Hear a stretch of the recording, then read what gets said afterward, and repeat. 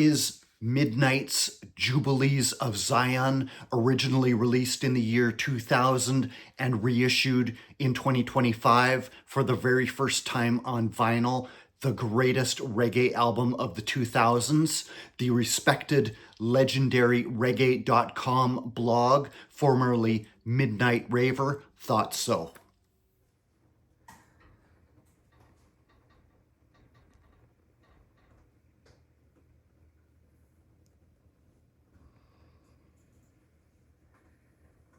Welcome back, everybody. Thanks for joining me in the record room today. My name is Doug. If you are new to the channel, hope everyone had a safe and happy holiday season. Bit of a bumpy start to the new year for me.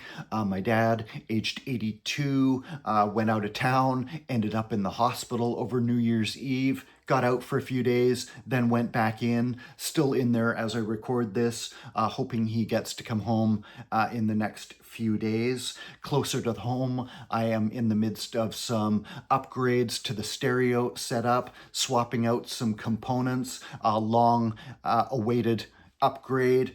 Maybe do more on that in a future video if anybody's interested.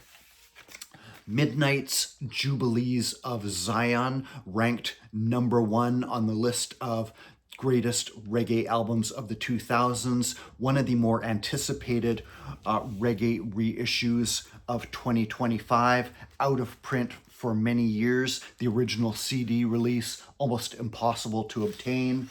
First ever reissue on vinyl. There's also a smoky marbled pressing I was tempted to get. Just got the standard black, however. Midnite, the name spelt M-I-D-N-I-T-E, aptly summing up its very hypnotic late night meditational vibe, was formed in St. Croix, Virgin Islands in 1989 by two brothers, Ron Benjamin, multi-instrumentalist and later producer, mixing engineer, and his brother Vaughn as lyricist and lead singer. They were both sons of a professional musician named Ronnie Benjamin Sr.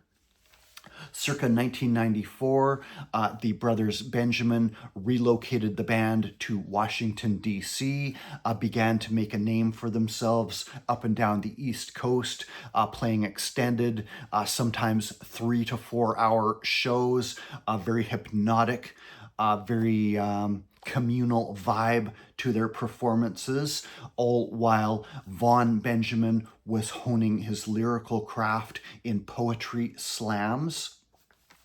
The music of Midnite would become known for its dense wordplay, taking in subjects of African history, theology, cosmology, as well as commentary on modern life, the global issues affecting the human race, with Vaughn Benjamin emerging as a singular frontman.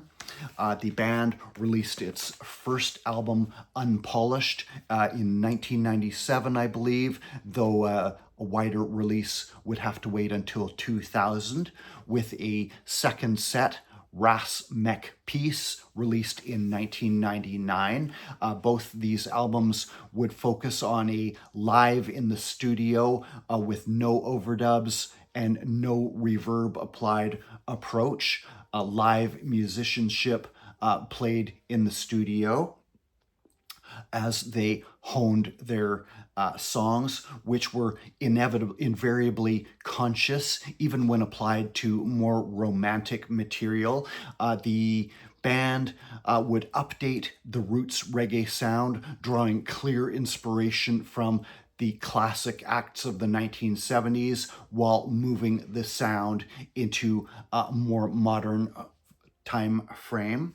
The third album, Jubilees of Zion, released in 2000, was the first to be recorded in the band's own African Roots Lab studio in St. Croix. And from there, the band would record a staggering body of work well over 50 albums up until 2014 or so, while continuing to cultivate the band's reputation through touring and live performances. In one of my biggest blunders, I missed seeing them one time when they came to my city. Can't remember what year it was, but I was a very late convert to the band. I did check out some of their original CD releases through Ernie B's Reggae back in the day.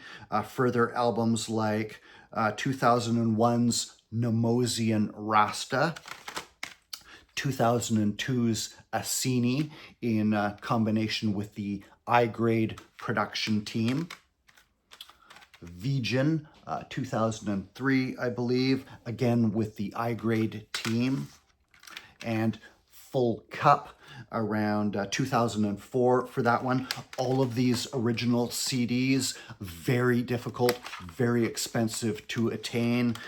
This one alone will set you back about $100 on Discogs right now, and many of these never before issued on vinyl, but some sporadic reissues have begun to appear, including the highly anticipated Jubilees of Zion, the band's third album, acclaimed by some as the greatest reggae album of the 2000s.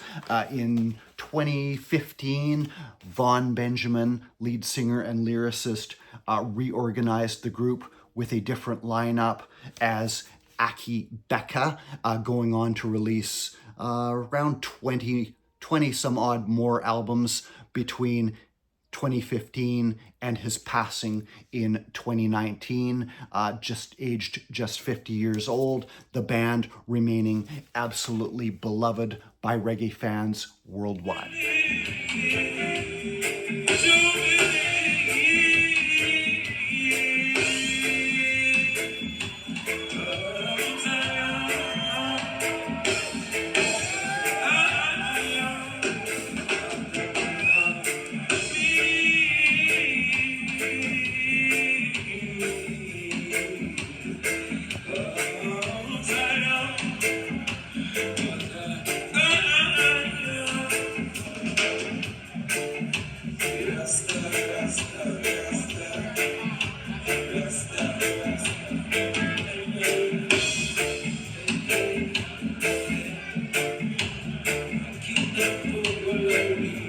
Another surprise reissue from late in 2025 of a long out of print, hard to come by dub album originally released in the UK in 1980. You know it's a rare one when even my friend Martin Blomqvist, author of 100 Days of Dub, does not have a copy of this one, as a massive fan of Josh Shaka.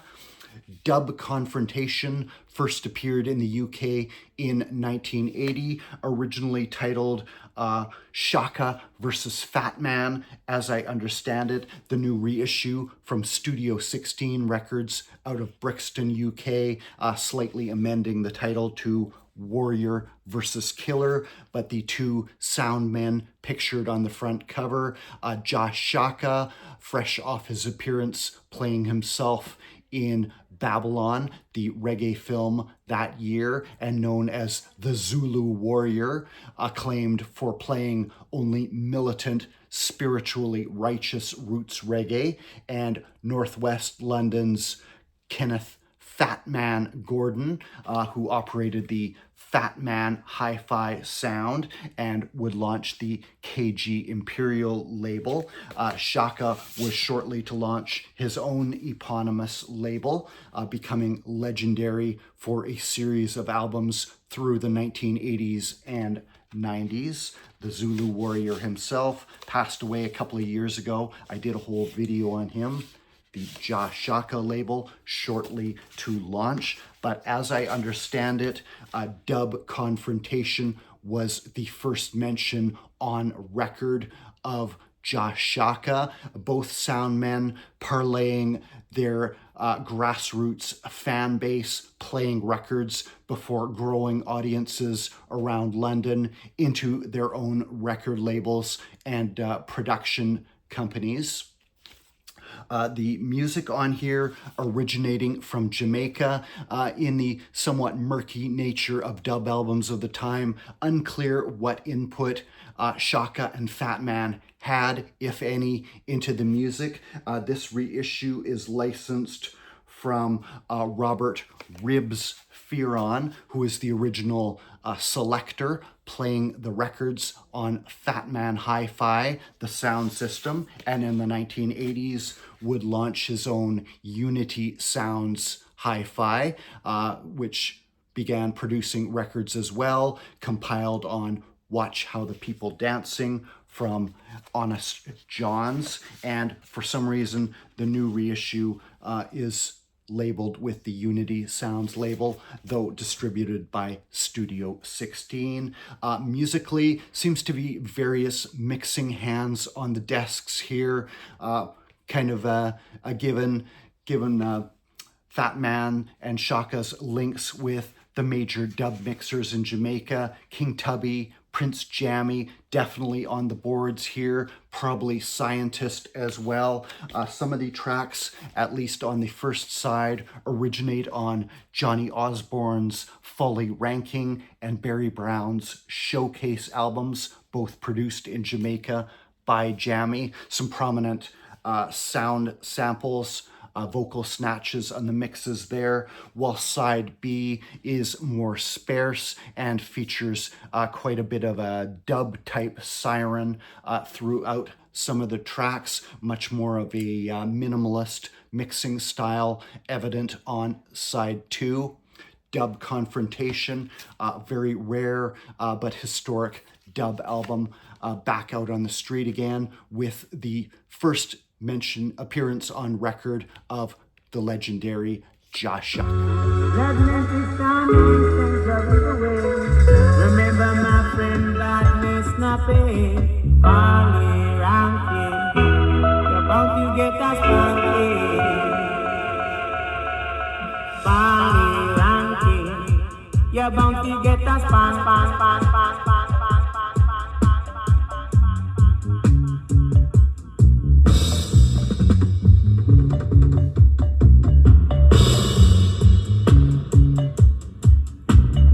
Some months back, probably last summer, I was showing the reissue of Contempo by the mysterious UK band Black Jade. Virtually nothing known about this band today. This album came out around the mid-1970s in England, known today for its crushingly heavy bass lines.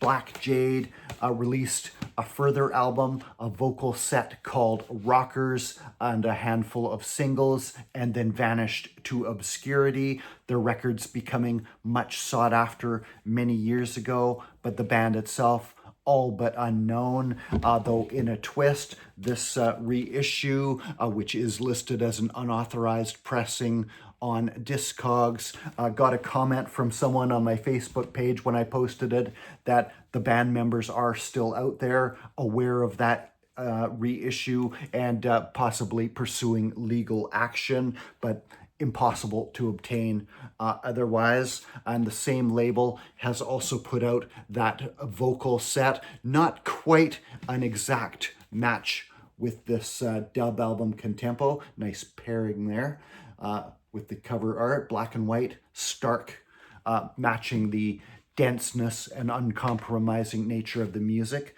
but definitely several rhythm tracks in common between the two.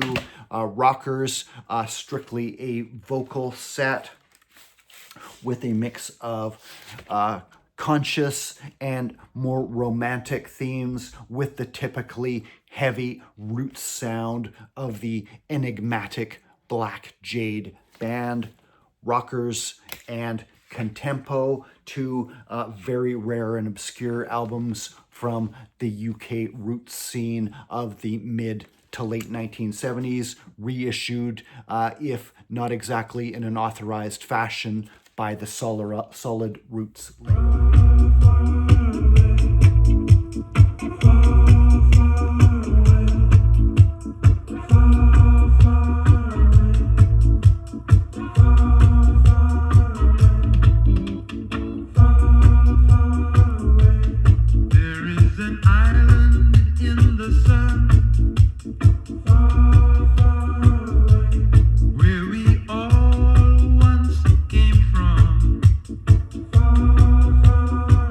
another very welcome reissue that dropped at the end of 2025. Seems to be a common refrain in this video. We are living in good times for lovers of classic reggae music, as I would tell you.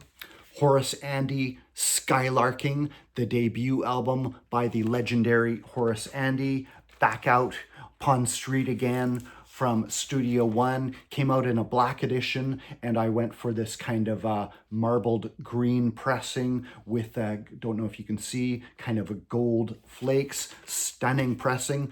Studio One outdid themselves with this one. This is one missing from my collection. Long been after a copy of it. Only had an old CDR with handmade cover from back in the Blood and Fire CD trading days. Classic album. Don't need to say too much about this one. The iconic Horace Andy, known to many outside reggae for his collaborations with Massive Attack beginning in the 1990s, but his long-running career, still going today, started here at Studio First.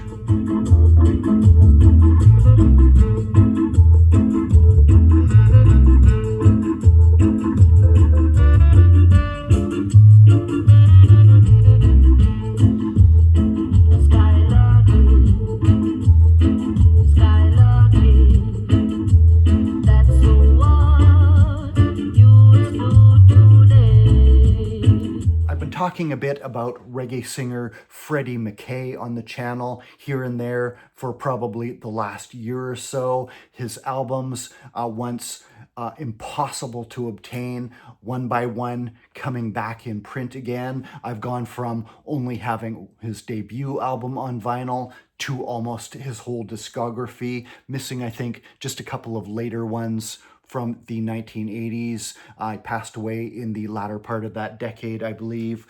Freddie McKay's second album, A Lonely Man, early 1970s, I believe, just reissued again by Only Roots out of France. Originally came out on the Dynamic label owned by Byron Lee. Stormer of an album. Wicked sound quality on this one, very punchy, direct sound, and includes cuts of some of his signature songs, I'm a Free Man and Lonely Man, iconic songs from the emotive, somewhat tortured sounding Freddie McKay, one of those cult reggae singers many people outside the genre will never have heard of, but just try and find any of his albums. Impossible to get until some of the recent reissues by Only Roots and others. Getting very close to completing the discography of the man like Freddie McKay.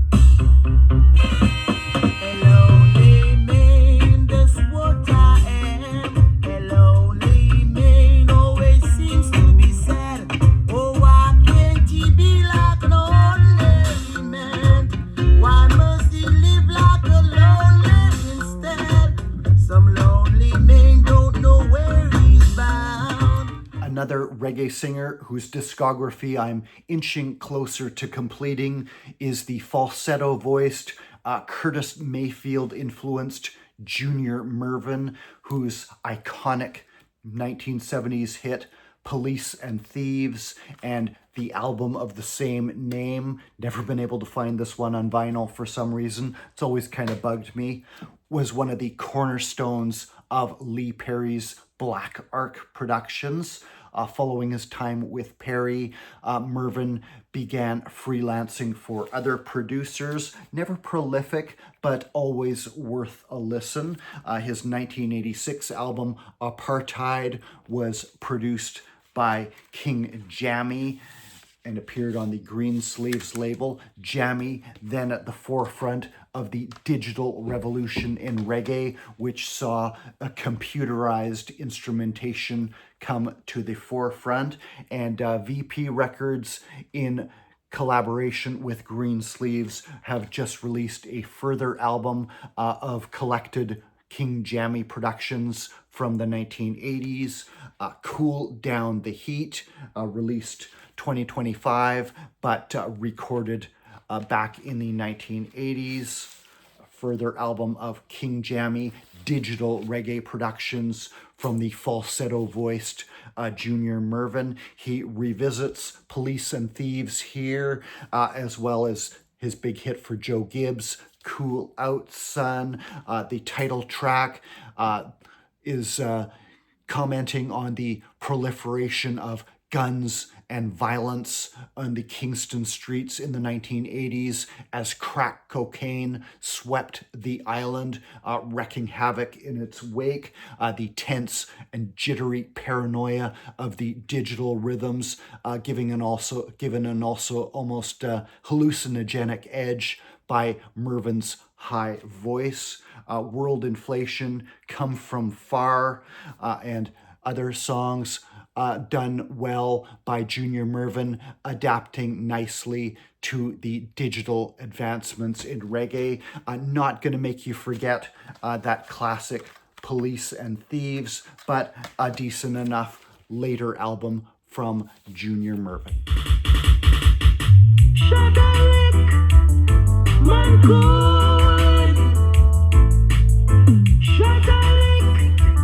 man good.